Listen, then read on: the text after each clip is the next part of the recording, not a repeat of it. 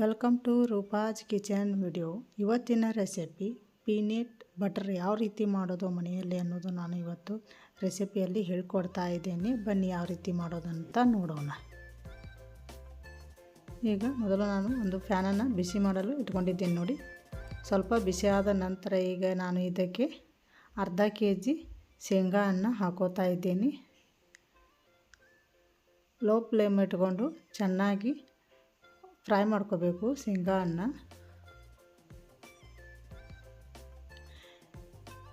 ಈ ಥರ ಕಲರ್ ಬರಬೇಕು ನೋಡಿ, ಈ ಥರ ಹುರ್ಕೋಬೇಕು. ಈ ಥರ ಆಗಿದೆ. ಈಗ ಇದನ್ನು 1 ಗಂಟೆವರೆಗೆ ನಾವು ತಣ್ಣಗಾಗಲ್ಲ ಬಿಡೋಣ. ಈಗ 1 ಗಂಟೆ ನಂತರ ನೋಡಿದ್ದೇನೆ ನೋಡಿ, ಈ ಥರ ತಣ್ಣಗಾಗಿದೆ ಶೇಂಗಾ ಕಾಳು. ಈಗ ಇದನ್ನು ನಾವು ಸಿಪ್ಪೆ ತೆಗೆಯೋಕ್ಕೆ ಹೋಗಬೇಡಿ, ಹಾಗೆ ಮಿಕ್ಸಿ ಮಾಡ್ಕೊಳ್ಳೋಣ. ಈಗ ಮಿಕ್ಸಿಗೆ ಹಾಕೋತಾ ಇದ್ದೀನಿ ನೋಡಿ.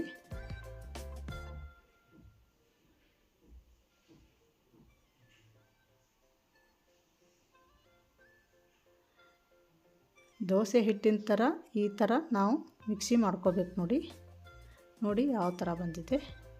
ಈಗ ಇದಕ್ಕೆ ನಾನು 2 ಟೀ ಸ್ಪೂನ್ ಪುಡಿ ಬೆಲ್ಲವನ್ನು ಹಾಕೋತಾ ಇದ್ದೀನಿ. 1 ಟೀ ಸ್ಪೂನ್ ಉಪ್ಪನ್ನು ಹಾಕೋತಾ ಇದ್ದೀನಿ. ಸ್ವಲ್ಪ ಬೆಣ್ಣೆ ಕಾಸಿ ಇದಕ್ಕೆ ಹಾಕೋತಾ ಇದ್ದೀನಿ ನೋಡಿ, ಅಂದರೆ ಟೇಸ್ಟಿ ಆಗುತ್ತದೆ ಪೀನಟ್ ಬಟ್ರು. ಕಾಶಿ ಹಾಕೋದ್ರಿಂದ ಪೀನಟ್ ಬಟ್ರು ಟೇಸ್ಟಿ ಆಗುತ್ತದೆ. ಈಗ ಚೆನ್ನಾಗಿ ಮಿಕ್ಸ್ ಮಾಡಿಕೊಂಡು ಮತ್ತೆ ಮಿಕ್ಸಿ ಮಾಡ್ಕೋತಾ ಇದ್ದೀನಿ ನೋಡಿ. ಈಗ ಮಿಕ್ಸಿ ಆಗಿದೆ ನೋಡಿ ಯಾವ ರೀತಿ ಬಂದಿದೆ. ಮಕ್ಕಳಿಗೆ ಬ್ರೆಡ್ ಜೊತೆ ತಿನ್ನಲು ಭಾರಿ ಟೇಸ್ಟ್ ಆಗುತ್ತದೆ.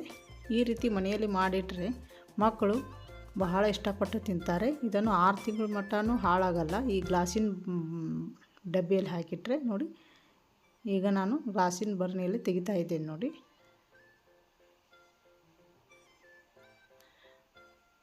ಮನೆಯಲ್ಲಿ ಈ ರೀತಿ ಮಕ್ಕಳಿಗೆ ಮಾಡಿಕೊಡೋದ್ರಿಂದ ಆರೋಗ್ಯಕ್ಕೂ ಒಳ್ಳೆಯದು. ಅಂಗಡಿಯಿಂದ ತಂದರೆ ಭಾರಿ ಕಾಸ್ಟ್ಲಿ ಆಗುತ್ತದೆ. ಈ ರೀತಿ ಮನೆಯಲ್ಲಿ ಒಮ್ಮೆ ಟ್ರೈ ಮಾಡಿ ನೋಡಿ. ಬ್ರೆಡ್ ಜೊತೆ ಚಪಾತಿ ಜೊತೆ ತಿನ್ನಲು ಭಾರಿ ಟೇಸ್ಟಿ ಆಗುತ್ತದೆ ಇದು ಪೀನಟ್ ಬಟರು.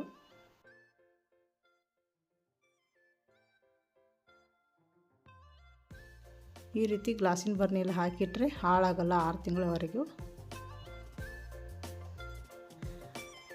ನೋಡಿ, ನೀವು ಒಮ್ಮೆ ಮನೆಯಲ್ಲಿ ಟ್ರೈ ಮಾಡಿ ನೋಡಿ.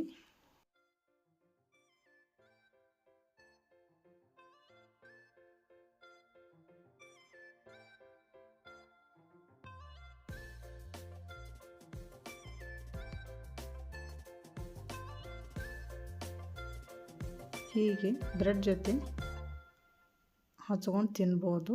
ಮತ್ತು ಮಕ್ಕಳಿಗೆ ಟಿಫಿನ್ನಿಗೆ ಬಾಕ್ಸಿಗೂ ಈ ರೀತಿ ಮಾಡಿ ಹಾಕೋದ್ರಿಂದ ಮಕ್ಕಳನ್ನು ಇಷ್ಟಪಟ್ಟು ತಿಂತಾರೆ. ಸಾಯಂಕಾಲ ಮಕ್ಕಳಿಗೆ ಈ ರೀತಿ ಸ್ನ್ಯಾಕ್ಸ್ ಅಂತ ಈ ರೀತಿ ಮಾಡಿಕೊಟ್ರು ಖುಷಿ ಆಗ್ತಾರೆ. ಈ ರೆಸಿಪಿ ನಿಮಗೆ ಲೈಕ್ ಆದರೆ ಶೇರ್ ಮಾಡಿ, ಕಮೆಂಟ್ ಹೇಳಿ, ಸಬ್ಸ್ಕ್ರೈಬ್ ಆಗಿ. Thank you.